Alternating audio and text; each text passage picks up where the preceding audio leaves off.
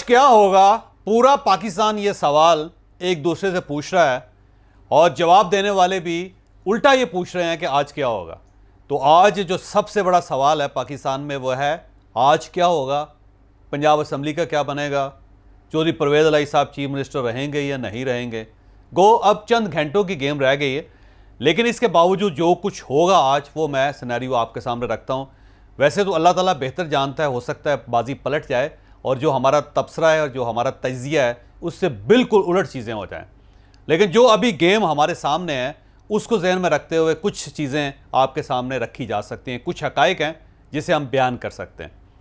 पहली बात तो ये है कि आज पंजाब असम्बली में एतमाद का वोट नहीं हो रहा। गवर्नर पंजाब ने 19 दिसंबर को नोटिफिकेशन जारी किया था कि स्पीकर पंजाब असम्बली 21 दिसंबर को असम्बली का इजलास बुलवा के चौधरी परवेज़ इलाही साहब के लिए एतमाद का वोट हासिल करें। यानी चौधरी परवेज़ इलाही साहब खड़े हों, असम्बली में कहें कि मैं चीफ मिनिस्टर हूँ या नहीं हूँ, और इसके बाद 186 लोग उनकी हमायत में वोट दें कि हम आपको चीफ मिनिस्टर समझते हैं, और इसके बाद फिर चौधरी परवेज़ इलाही साहब चीफ मिनिस्टर रहेंगे। और अगर एतमाद का वोट नहीं लिया जाता या फिर 186 लोग पूरे नहीं होते तो फिर चौधरी परवेज़ इलाही साहब चीफ मिनिस्टर नहीं रहेंगे। तो ये एक नोटिफिकेशन जारी हुआ था और उसके बाद स्पीकर पंजाब असम्बली सब्तैन खान साहब की तरफ से रिएक्शन आया था कि हम इस नोटिफिकेशन को, इस हुक्म को गलत समझते हैं, इसे हम गैर आइनी डिक्लेयर करते हैं और हम पंजाब असम्बली का सेशन नहीं बुलवा रहे। तो उसके बाद ज़ाहिर है एक नया सिनेरियो डेवलप हुआ। तो आज वो डी डे है। आज अगर पंजाब असम्बली 4 बजे इजलास नहीं बुलवाते और वोटिंग नहीं होती तो इसके बाद गवर्नर पंजाब चौधरी परवेज़ इलाही साहब को डी नोटिफाई कर दें। डी नोटिफिकेशन का मतलब ये है कि गवर्नर साहब डिक्लेयर कर देंगे कि चौधरी परवेज़ इलाही साहब मज़ीद चीफ मिनिस्टर नहीं है, लिहाजा पंजाब की चीफ मिनिस्ट्री की कुर्सी खाली हो गई।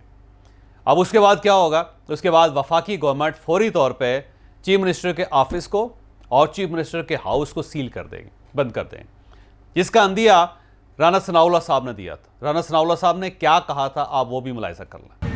ये स्पीकर साहब का जो स्टांस है ये गलत है, रूल्स और आइन के ख़िलाफ़ है।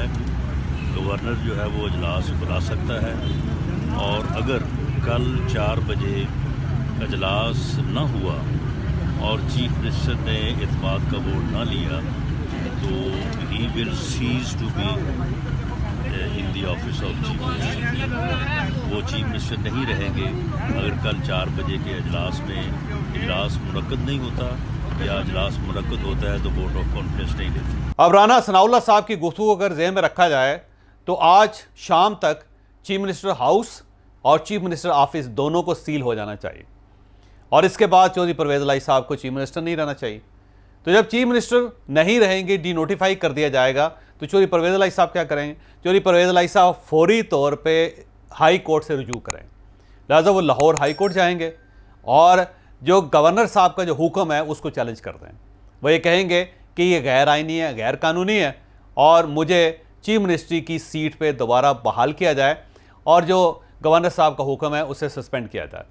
और इसके बाद ज़ाहिर है गेम या गेंद फौरी तौर पे कोर्ट के पास चली जाएगी और फिर अदालत ने फैसला करना होगा कि चौधरी परवेज़ इलाही साहब चीफ मिनिस्टर हैं या नहीं। इसके बाद स्पीकर पंजाब असम्बली ने जुमे के दिन इजलास बुलवा लिया 23 दिसंबर को, और उस दिन उन्होंने जो अपोजिशन है तहरीक अदम एतमाद पेश की है उसके बारे में फ़ैसला करना। और मेरा ख्याल ये ज़ाती ख्याल ये है कि सब्तैन खान साहब 23 दिसंबर को अपोजिशन की तहरीक अदम एतमाद को इंटरटेन कर लेंगे। वो ये कहेंगे कि आइए हम इस तहरीक अदम एतमाद पे काम करते हैं, इसको प्रोसीड करते हैं। अब सवाल यह है कि सब्तैन खान साहब ऐसा क्यों करेंगे? उसकी सिर्फ एक ही वजह है कि अगर एतमाद का वोट चौधरी साहब को लेना पड़े तो चौधरी साहब को 186 अरकान पूरे करने पड़ेंगे।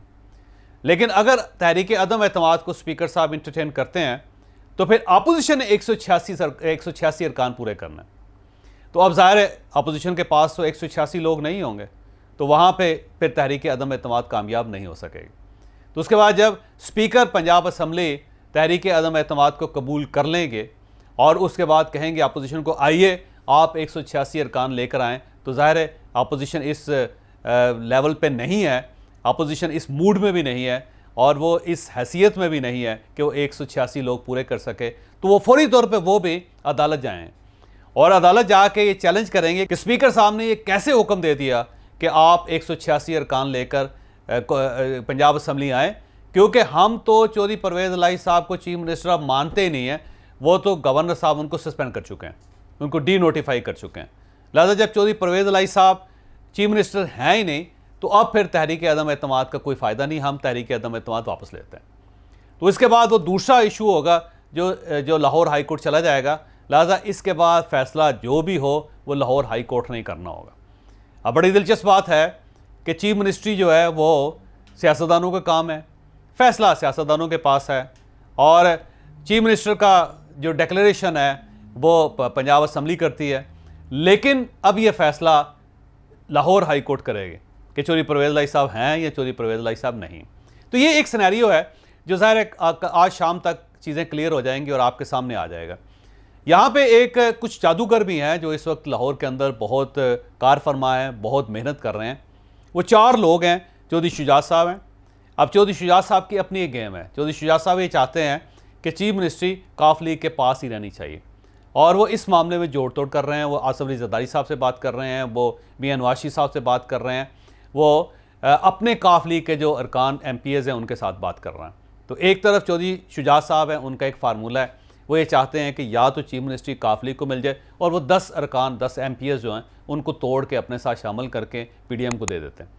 और अगर ऐसा नहीं होता तो फिर चौधरी शुजात साहब ये चाहेंगे कि चौधरी परवेज़ इलाही साहब को दोबारा चीफ मिनिस्टर बना दिया जाए या फिर उनको स्पीकर की नशिस्त दे दी जाए, जिस पर ज़ाहिर है सौदेबाजी जब होगी तो फाइनल होगा। दूसरी तरफ आसिफ अली जरदारी साहब हैं जो इस वक्त सारी गेम सजा के बैठे हुए हैं, सबके साथ मुज़ाकरात कर रहे हैं। आसिफ अली जरदारी साहब ये कहते हैं कि अगर वफाकी हुकूमत भी मैंने बचानी है और पंजाब में भी मैंने हुकूमत बनानी है तो फिर आपको चीफ मिनिस्ट्री मुझे देनी चाहिए। तो अब उन्होंने 3 ऐसे MPs सामने रख लिए हैं मोहरों की शक्ल में कि जिनके बारे में उनका ख्याल है कि मियां नवाज शरीफ साहब को इनमें से किसी एक को चीफ मिनिस्टर बना देना चाहिए। और 3 चीफ मिनिस्टर अब पाकिस्तान पीपल्स पार्टी अपने बना के बैठी हुई है, और उनका ख्याल ये है कि अगर हमें कुछ नहीं मिलता तो फिर नून लीग को फैसिलिटेट करने की क्या ज़रूरत है। और तीसरे जो जादूगर हैं वो पाकिस्तान मुस्लिम लीग नून है, जिसके पास सबसे ज़्यादा अरकान है। अब पाकिस्तान मुस्लिम लीग नून ये कह रही है कि सबसे ज़्यादा अरकान हमारे पास हैं, और हम अगर इस सारी गेम में नहीं आते तो फिर किसी को कुछ नहीं मिल सकता, और हम अगर चीफ मिनिस्टर नहीं बनते तो फिर हमें दूसरों की गेम, दूसरे के खेल में कूदने की क्या ज़रूरत है। तो अब वो भी अपना शेयर चाहते हैं, वो चाहते हैं कि चीफ मिनिस्टर इनका होना चाहिए। और इन सब के साथ साथ PTI के कुछ लोग भी कार फरमा हैं, वो ये समझते हैं कि इक़्तिदार हमारे पास है और ये इक़्तिदार हमें ही मिलना चाहिए, तो अब वो भी एक जोड़ तोड़ करने की कोशिश कर रहे हैं। तो उस वक्त 4 जादूगर इस वक्त लाहौर के अंदर एक्टिव हैं। अब देखते हैं कि किसका जादू चलता है, लेकिन वो जादू चलने का जो मरहला होगा वो आज तय नहीं होगा, वो आने वाले दिनों में तय होगा। तो अब देखते हैं कि सारी सूरत हाल किस करवट बैठती है। लेकिन यहाँ पे एक और नुक्ता भी है जो मैं आपके सामने रखते जाऊँ कि सारी गेम के अंदर अगर चौधरी परवेज़ इलाही साहब आज इस्तीफ़ा दे देते हैं तो हर चीज़ पलट जाएगी। फिर ना असम्बली टूटेगी, ना किसी और के हाथ कुछ आएगा, और फिर एक नया जोड़ तोड़ होगा, क्योंकि जब असम्बली बच जाएगी तो फिर उसके बाद नए चीफ मिनिस्टर के लिए दौड़ शुरू हो जाएगी, और उस दौड़ में कौन कामयाब होता है वो एक नया सिनेरियो होगा। लिहाजा एक तुरब का पत्ता ये भी हो सकता है कि चौधरी परवेज़ इलाही साहब इस्तीफ़ा दे दें, और जब वो अचानक इस्तीफ़ा दे देते हैं तो फिर एक नए सिरे से शतरंज बनेगी और उसमें से नए सिरे से बादशाह का तयन होगा। अब देखते हैं कि पंजाब में आज क्या बनता है।